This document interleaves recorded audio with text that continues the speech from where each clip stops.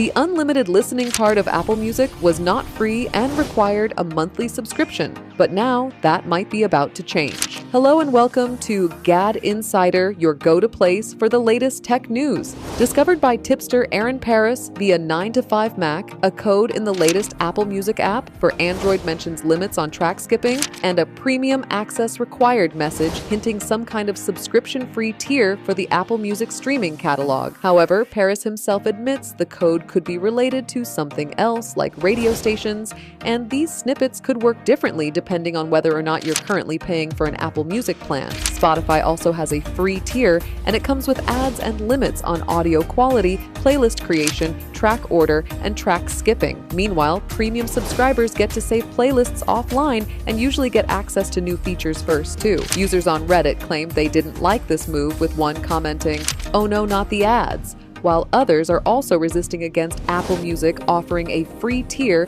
if it comes with ads attached. While Apple has traditionally kept advertising in its products down to a minimum, the company has recently started leaning towards a more Google-like approach, as ads now appear in Apple Maps with iOS 26.5 as well. In fact, it feels like a trend that many apps and services follow to squeeze more money out from consumers, whether it's advertising on streaming services or new subscription models for social media sites. WWDC 2026 on June 8th will make it more clear whether the free tier for Apple Music is coming sooner or later. Right now, you can already use Apple Music, the app, for free, of course, if you bring your own digital music with you. For more updates, subscribe to GadInsider, like and share the video, and don't forget to press the bell icon so you never miss any update.